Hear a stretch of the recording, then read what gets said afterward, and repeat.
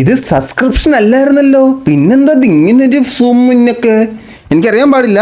രേണുവിൻ്റെ കുറച്ച് പുതിയ സംഭവബഹുലമായ വികാസങ്ങൾ വന്നിട്ടുണ്ട്. അതിനെക്കുറിച്ച് റിയാക്ട് ചെയ്യാനായിട്ട് നമ്മളങ്ങോട്ട് പോയപ്പോൾ ഇവിടെ കാണുന്ന സംഭവം എന്താണെന്നറിയോ? രേണുവിൻ്റെ ഡാൻസ് പിന്നെ കുഴപ്പമില്ല. രേണു ഇപ്പോൾ അവകാശപ്പെടുന്നത് രേണുവിൻ്റെ ചാറ്റ് അങ്ങനെയല്ല, അത് വേറെ ആരുടെയോ ചാറ്റ്. അതുകൊണ്ട് രേണുവിനെ ഒരു പുണ്യാത്മാവായിട്ട് പ്രഖ്യാപിക്കണം എന്നാണ് ഇപ്പോൾ. പുണ്യാളനെ പോലെ പുണ്യാളായിട്ട് പ്രഖ്യാപിക്കണം. അതാണ് നമ്മുടെ രേണുവിൻ്റെ ഇപ്പോഴത്തെ ആവശ്യം. രേണു ഒരു പോസ്റ്റർ ക്രിയേറ്റ് ചെയ്ത് ഇന്നലെ ഇട്ടിട്ടുണ്ടായിരുന്നു. ആ പോസ്റ്റർ എന്ന് വായിക്കാം കേട്ടോ. നിങ്ങൾ വിചാരിക്കുന്ന പോലെയുള്ള ചാറ്റ് അല്ല അത്, നിങ്ങൾ ഉദ്ദേശിക്കുന്ന ചാറ്റ് അല്ല ഇത്. പ്രൊഫഷണലി ക്രിയേറ്റ് ചെയ്താണോ രേണു ക്രിയേറ്റ് ചെയ്യണോ? എൻ്റെ മാനേജറിനെ രേണു ക്രിയേറ്റ് ചെയ്തത് തന്നെ മാനേജറുടെ സ്പെല്ലിംഗ് രേണു വീണ്ടും തെറ്റിച്ചിരിക്കുന്നു. മാനേജറെ കോണ്ടാക്റ്റ് ചെയ്യുന്നെങ്കിൽ ഒരു ചായ കുടിക്കാനോ ഒരു ഡ്രൈവ് പോകാനോ സെൽഫി എടുക്കാനോ എന്നാ ഉദ്ദേശിച്ചത്? അതിലെന്താണ് ലൈംഗിക ചൂഷണം? അതിലൊന്നുമില്ല. നമ്മൾ സബ്സ്ക്രിപ്ഷൻ ഇടുന്നത് മാത്രമേ ഉള്ളൂ ലൈംഗിക ചൂഷണം. ഒരു ചായ കുടിക്കാൻ പോകുന്നതിൽ എന്താണ് ഇത്ര ചൂഷണം? രേണുവിൻ്റെ നാട്ടിലൊക്കെ എങ്ങനെയാണെന്ന് അറിയുമോ? രേണുവിന് ചായ കുടിക്കാൻ പോകണമെങ്കിൽ, ഹലോ മാനേജറെ ഞാനൊന്ന് ചായ കുടിക്കാൻ പോട്ടോട്ടെ. ആ രേണു ചായ കുടിക്കാൻ പൊക്കോ. ഓക്കേടാ, ഞാൻ ചായ കുടിക്കാൻ വരാടാ. രേണുവിനൊന്ന് പുറത്തേക്ക് പോകണം. ഹലോ മാനേജറെ ഞാനൊരു ഡ്രൈവിന് പുറത്തേക്ക് പൊക്കോട്ടെ. ആ മാനേജർ ഇപ്പം പോകണ്ട കേട്ടോ, ഇപ്പം പോയാൽ ശരിയാകത്തില്ല.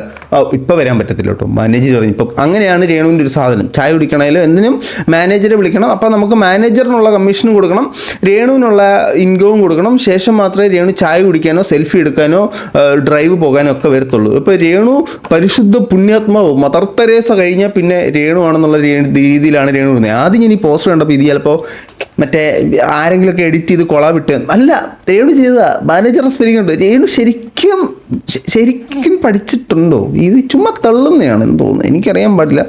ഓക്കെ, അതല്ല നമ്മുടെ വിഷയം. നമ്മുടെ വിഷയം എന്ന് പറഞ്ഞാൽ രേണുവിനെ അനുകൂലിച്ചും എതിർത്തും കുറച്ചധികം ആളുകൾ രംഗത്ത് വന്നിട്ടുണ്ട്. അതിനകത്ത് രേണുവിൻ്റെ അക്കൗണ്ടിലേക്ക് 1-2 കൊളാബിട്ടിട്ടുണ്ട്. ആ കൊളാബിട്ട സാധനം നമുക്ക് ആദ്യം ഒന്ന് കാണാം, എന്നിട്ട് നമുക്ക് കൊളാബിടാത്ത സാധനത്തിലേക്ക് പോവാം. പ്രത്യേകിച്ച് അഭിപ്രായമൊന്നും പറയാൻ എനിക്കറിയത്തില്ല. ഞാൻ ഈ സോഷ്യൽ മീഡിയയിൽ കണ്ടിട്ടുള്ള ആ കുട്ടിയെ. എല്ലാവർക്കും അവരവർക്ക് ഇഷ്ടമുള്ള പോലെ ജീവിക്കട്ടെ. എല്ലാവർക്കും അവരവരുടെ ഇഷ്ടമുള്ളതുപോലെ ജീവിക്കട്ടെ എന്നാണ് ചേച്ചി നമ്മുടെ സമൂഹ മാധ്യമങ്ങളുടെ മുമ്പിൽ രേണുവിനെ കുറിച്ച് പറയുന്നത്. രേണുവിന് സപ്പോർട്ടുമായി രേണുവിനെ എതിർക്കുന്നവർക്ക് 0. അതാണ് ഇപ്പോഴത്തെ നിലവാരം. മറ്റുള്ളവർ ഇത്ര ഫ്രസ്ട്രേറ്റഡ് ആവുന്നത് ഞാനതാ ചോദിക്കുന്നത്. അവനവന്റെ ജീവിതം അവനവൻ ജീവിച്ചു തീർക്കട്ടെ. അവനവൻ എന്തോ വേണോ അത് ചെയ്ത് അവനവൻ അങ്ങ് ജീവിച്ചോട്ടെ എന്നാണ് പറയുന്നത്. അതായത് മൈ ലൈഫ് മൈ റൂൾസ്, അതാണ് ഈ ചേച്ചി രേണുവിനോട് പറയുന്നത്. ചേച്ചി അങ്ങനെയാണെന്ന് തോന്നുന്നു ജീവിക്കുന്നത്. അപ്പോൾ ചേച്ചിയോടായിട്ട് എൻ്റെ ഒരു ചോദ്യം, ഒരുത്തൻ ഗോവിന്ദച്ചാമി, ഇവൻ്റെ സംഭവം എന്ന് പറഞ്ഞാൽ സ്ത്രീകളെ കാണുക ശോഭയെ, അതാണ് ഇവൻ്റെ ഒരു ക്യാരക്ടർ. അങ്ങനെ ചെയ്ത് അവനങ്ങനെ ജീവിച്ചോട്ടില്ലയോ? അവൻ്റെ ജീവിതമില്ലേ, അവൻ എങ്ങനെ വേണമെങ്കിലും ജീവിക്കാമല്ലോ, കുഴപ്പമില്ലല്ലോ. ഇനി അതും പോട്ടെ, ഒരു പുരുഷൻ ഇറങ്ങി നടക്കുന്നു. ഇവൻ്റെ ഒരു പ്രധാന പ്രക്രിയ എന്ന് പറഞ്ഞാൽ സ്ത്രീകളെ കാണുന്ന മുണ്ട് നോക്കി അങ്ങ് കാണിക്കുക. ചെയ്ത് ജീവിച്ചോട്ടില്ലയോ? പാവം, അവൻ്റെ ജീവിതമില്ലേ, അവൻ എങ്ങനെയാന്ന് വെച്ചാൽ അവൻ ചെയ്ത് ജീവിച്ചോട്ടെ, പ്രശ്നമുണ്ടോ? ഇനി മറ്റൊരു ചെറുപ്പക്കാരൻ്റെ സംഭവം എന്ന് പറഞ്ഞാൽ സോഷ്യൽ മീഡിയയിൽ ഇങ്ങനെ യൂസ് ചെയ്യുമ്പോൾ ഏതെങ്കിലും സ്ത്രീകളുടെ ഫോട്ടോ കാണുമ്പോഴത്തേനും അവൻ്റെ ജിങ്കിന്ന മണ്ണി എടുത്ത് അവർക്ക് അങ്ങോട്ട് അയച്ചു കൊടുക്കുക. അതാണ് അവൻ്റെ ഒരു പ്രകൃതം. അവൻ ജീവിച്ചോട്ടെ, വേണേ കണ്ടാൽ മതിയല്ലോ. അവൻ്റെ സോഷ്യൽ മീഡിയയിൽ അവൻ വേണേ കണ്ടാൽ മതി. അങ്ങനെ ജീവിക്കാൻ പറ്റുമോ?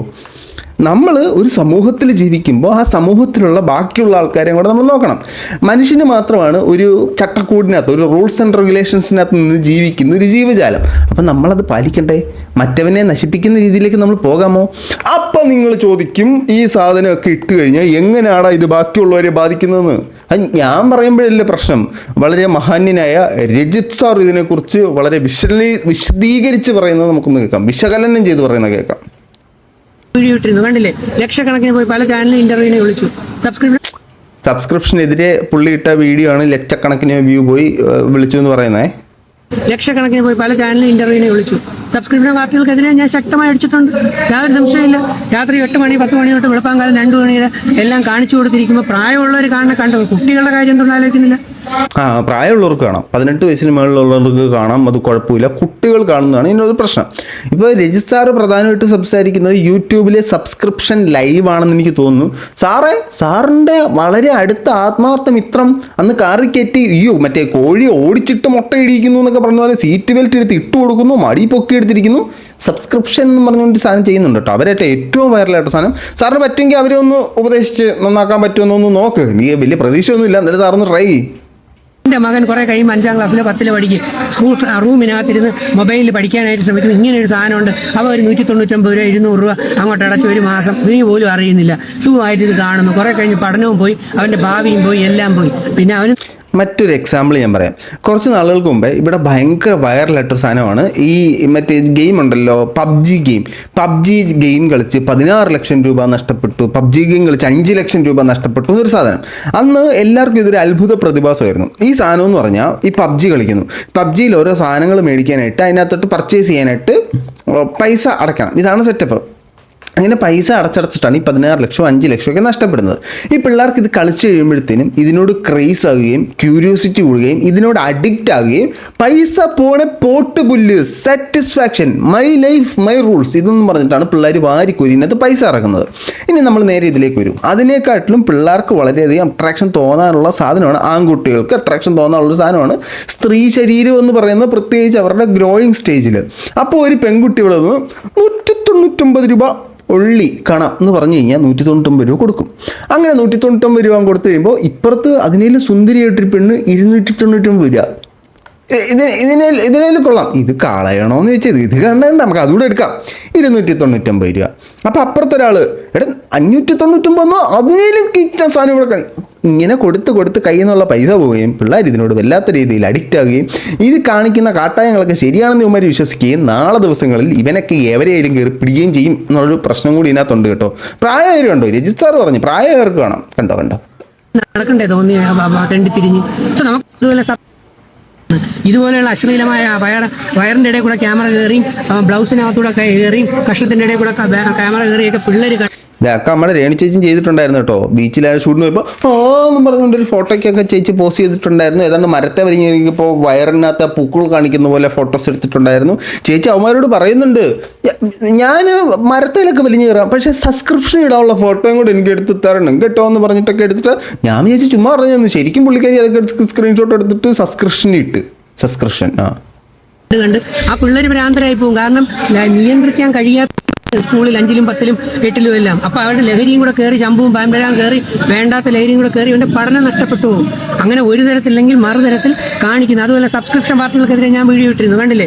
ലക്ഷക്കണക്കിന് ഇത് നമ്മൾ കേട്ടില്ലയോ? സബ്സ്ക്രിപ്ഷൻ പാർട്ടിക്കെതിരെ പുള്ളിക്കാരൻ ശക്തമായിട്ടുള്ള വീഡിയോ കിട്ടിയിട്ടുണ്ടായിരുന്നു. അപ്പോൾ ഇങ്ങനെ ഒരുപാട് പ്രശ്നം കൂടെ ഇതിനകത്തുണ്ടെന്നുള്ളതാണ് പ്രധാന പ്രശ്നം. ഇനി ഈ ഓൺലൈൻ മേഖലയിൽ നിൽക്കുന്ന ആൾക്കാർ സംഭവം എന്ന് പറഞ്ഞാൽ രേണു എന്ന് പറഞ്ഞുകൊണ്ട് ഓടും. ഈ രേണു അവിടെ ഇവിടെയൊക്കെ ചെന്നെന്ന് എങ്ങനെ ദിബർ അറിയുന്നു എന്നുള്ളത് കാലാകാലങ്ങളായിട്ടുള്ള ചോദ്യമാണ്. ഇത് മറ്റേ ലെവൻ്റെ കൂടെ എന്തോ വിപിൻ ലാലോ അയാളുടെ കൂടെയുള്ള ആൽബം പ്രശ്നമായപ്പോഴത്തേനും ഇത് പുറത്തു വന്നിരുന്നു. രേണു തന്നെ ആൾക്കാരുടെ നമ്പർ അയച്ചു കൊടുത്തു, ചേട്ടാ ഇവരെയൊക്കെ വിളിക്കണം, അമലോ അതിലോ അവനെ പ്രത്യേകം വിളിക്കണം എന്നൊക്കെ പറഞ്ഞുകൊണ്ട് രേണു തന്നെ അയച്ചു കൊടുത്തിട്ടുണ്ടായിരുന്നു. അങ്ങനെ രേണു പോകുന്ന സ്ഥലം മുൻകൂട്ടി ഇവരെ അറിയിക്കും. ഈ വിദേശ രാജ്യങ്ങളിലൊക്കെ പണ്ട് ജയറാം പറയുന്നത് കേട്ടിട്ടുണ്ട്. വിദേശ രാജ്യങ്ങളിലും ബോളിവുഡിലൊക്കെ ഹിന്ദി നാട്ടിലൊക്കെ ഒരു പ്രക്രിയയുണ്ട്. സിനിമാ നടന്മാർ വരുമ്പോഴത്തേനും പൈസ കൊടുത്ത് പിയർ ഏൽപ്പിച്ച് കഴിഞ്ഞാൽ നടന്മാർ വരുമ്പോഴത്തേനും കണ്ണം വന്നച്ചാന്ന് പറഞ്ഞിട്ട് ഓടിപ്പോയി സെൽഫി എടുക്കുന്നു, ഫോട്ടോ എടുക്കുന്നു, വീഡിയോ എടുക്കുന്നു. അങ്ങനെ ഒരു പ്രസ്ഥാനം അവിടെ ഉണ്ട്. അതായത് ഇവർ ഭയങ്കര സംഭവമാണ് ഇങ്ങനെ ലൈം ലൈറ്റ് കാണിച്ചിരുന്ന ഒരു സാധനം. ഈ സ്ട്രാറ്റജിയുടെ ഒരു മിനിയേച്ചർ വേർഷനാണ് രേണുവിടെ ചെയ്യുന്നത്. രേണുവോടൊപ്പം വിളിച്ചിറക്കുന്നു, അവന്മാർ വന്ന് വീഡിയോ എടുക്കുന്നു, അവന്മാർ കുറേ തോന്നിവാസ ചോദ്യങ്ങൾ ചോദിക്കുന്നു, അതിനൊക്കെ തോന്നിവാസ ഉത്തരങ്ങൾ പറയുന്നു. ഇപ്പോൾ അതൊക്കെ ലേശം മെച്ചപ്പെട്ടിട്ടുണ്ട്. പക്ഷേ ഇവർ പറയുന്നത് അവരെങ്ങനെയാണോ വന്നത് ഞങ്ങൾക്ക് ഒരു പിടിയിലോ മരിഞ്ഞ് മണത്തെറിഞ്ഞോ എന്നൊക്കെയാണ് ഇവരുടെ ഒരു വേർഷൻ എന്ന് പറയുന്നത്. അപ്പം ഇതിനെക്കുറിച്ചിട്ട് ഈ സിമിലർ ഫീൽഡിൽ നിൽക്കുന്ന ഒരാൾ സംസാരിക്കുന്നത് കേൾക്കാം. രേണുസുതി വിളിച്ചിട്ടായിരിക്കാം മീഡിയ പോകുന്നത്. ഇപ്പോൾ ഉദാഹരണം പറയാന്നുണ്ടെങ്കിൽ ഇപ്പം ഞാനിപ്പോൾ ഈ മേഖലയിലേക്ക് ആദ്യം വന്ന സമയത്ത് എനിക്കറിയത്തില്ലായിരുന്നു ഇപ്പം ഇങ്ങനെയാണ് ഓൺലൈൻ മീഡിയാസ് നമ്മൾ ഇൻവൈറ്റ് ചെയ്തിട്ടാണ് മീഡിയാസ് വരുന്നത്. അപ്പം വലിയ ശ്രീലക്ഷ്മി ആയിട്ടൊരു ഷോ, അതിന് മുമ്പ് സീരിയലിൽ സപ്പോർട്ടിംഗ് ആർട്ടിസ്റ്റായിട്ടൊക്കെ പല റോളുകൾ ചെയ്തിട്ടുണ്ടെങ്കിലും ഈ സോഷ്യൽ മീഡിയയിൽ അറിയപ്പെട്ടത് ഇങ്ങനെ വൈറൽ കണ്ടന്റുകൾ ചെയ്തിട്ടാണ് അറിയപ്പെട്ടത്. തീർച്ചയായിട്ടും ഞാനും ഇപ്പം മീഡിയാസിനെ വിളിക്കുന്നത്. ഇപ്പം ഞാൻ ഇന്നടുത്തൊരു ഇവന്റ് ഉണ്ട്, അല്ലെങ്കിൽ നമ്മുടെ സ്റ്റോറി ഇടുന്ന് കാണുമ്പോഴത്തേക്കും നമ്മളെ വിളിച്ചിട്ടായിരിക്കും മീഡിയ വരുന്നത്. അതുപോലെ തന്നെയാണ് രേണുസുതി പറയാം. ഇപ്പം ഈ ഇടയ്ക്ക് ഒരു മീഡിയയിൽ കൊടുത്ത് പറയുന്നു, ഞാൻ വിളിച്ചിട്ടല്ല മീഡിയക്കാരൊന്നും വരുന്നത്, അറിയാതെ ആരും വരത്തില്ലല്ലോ ഒരു ഇവന്റ്, മീഡിയക്കാരെ വിളിച്ചിട്ടല്ലേ നമ്മൾ വരാറുള്ളത്. അല്ല, ഈ മീഡിയക്കാരൊക്കെ രാവിലെ എണീറ്റിട്ടേ ഒരു വെറ്റില അങ്ങടെ എടുക്കും, അതിൽ മഷി അങ്ങോട്ട് പുരട്ടിയിട്ട് ഇങ്ങനെ അങ്ങോട്ട് നോക്കുമ്പോൾ രേണുസുതി ആലപ്പുഴ ഷാപ്പിൽ ഷൂട്ട്, ആലപ്പുഴ ഷാപ്പിലെ ഷൂട്ട്, വാ പോവാന്ന് പറയും. അടുത്ത ദിവസം രാവിലെ എണീക്കും, എല്ലാ ദിവസം വെറ്റിലായ പ്രശ്നമില്ലേ, ഷാജി പാപ്പനത്ത പോലെ കവടി നിർത്തും, നിർത്തി ധ്യാനിക്കുമ്പോഴത്തേനും ഉള്ളി കാണും, ഇന്ന് രേണുസുതി കൊല്ലം ഷാപ്പിൽ എന്നും പറഞ്ഞിട്ട് പോകും. ഇങ്ങനെയാണ്, അല്ലാതെ രേണു വിളിക്കുന്നൊന്നുമല്ല. ഇതൊക്കെ അവന്മാർ ആവാഹിച്ചെടുത്തിട്ടുള്ള ഒരു സാധനമാണ്, ഇത് നമുക്ക് മനസ്സിലാവത്തേ ഇല്ല. അതായത് ഈ സബ്സ്ക്രിപ്ഷനുമായിട്ട് ബന്ധപ്പെട്ട് ഇങ്ങനെ സംസാരിക്കുമ്പോഴത്തേനും രേണുസുതി ഇപ്പോൾ വല്ലാണ്ട് അങ്ങ് ഒതുങ്ങി. രേണുവിൻ്റെ ഒരു അനക്കം പോലും ഇല്ല. അത് സബ്സ്ക്രിപ്ഷനായിട്ട് ബന്ധപ്പെട്ടല്ല ഒതുങ്ങിയത്. രേണുവിൻ്റെ കള്ളക്കടത്ത്, രേണുവിൻ്റെ സ്ത്രീബാണിഭം, രേണുവിൻ്റെ വിദേശ പോക്ക് വരവ്, ഇതൊക്കെ ആയിട്ട് കുറേ ചോദ്യങ്ങൾ വന്നപ്പോഴത്തേനും ഇപ്പം രേണുവിൻ്റെ വായിൽ നാക്കൊണ്ടോ എന്നൊരു ഡൗട്ട്.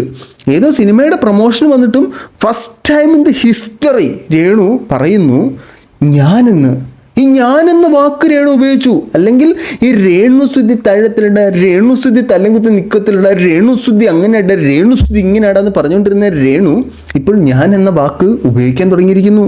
ഈ ഞാനെന്ന വാക്ക് തന്നെ, ഞാനെന്ന ഭാവം അത് തന്നെ ഒരു പ്രശ്നമാണ്. ഈ ബേസിക്കലി നിങ്ങൾ നോക്കിയാൽ മതി, എൻ്റെ പേര് അല്ലെങ്കിൽ എൻ്റെ എന്നൊക്കെ പറയുന്നതിന് പകരം ഈ മനു ആരാന്നറിയോ, മനു ഭയങ്കര കിടിലുവാ, ഈ മനു ഉണ്ടല്ലോ എന്ന് പറഞ്ഞുകൊണ്ടിരിക്കുന്നവന്മാരുണ്ടല്ലോ, ലവന്മാർ പ്രശ്നമാണ്.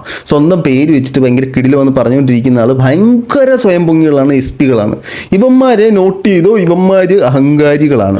ഇനി രേണുവിൻ്റെ പ്രശ്നം എന്ന് പറഞ്ഞാൽ രേണു ഇപ്പോൾ മൊത്തത്തിൽ ഒതുങ്ങി. രേണു ഈ മീഡിയക്കാർ വരുമ്പോഴത്തേനും രേണു പറയാൻ തുടങ്ങി, അയ്യോ അത് നോ കമൻസ്, എനിക്ക് ഉത്തരവില്ല, നോ കമൻസ്, എനിക്ക് വയ്യ നോ കമൻസ് എന്നൊക്കെ പറഞ്ഞു തുടങ്ങി.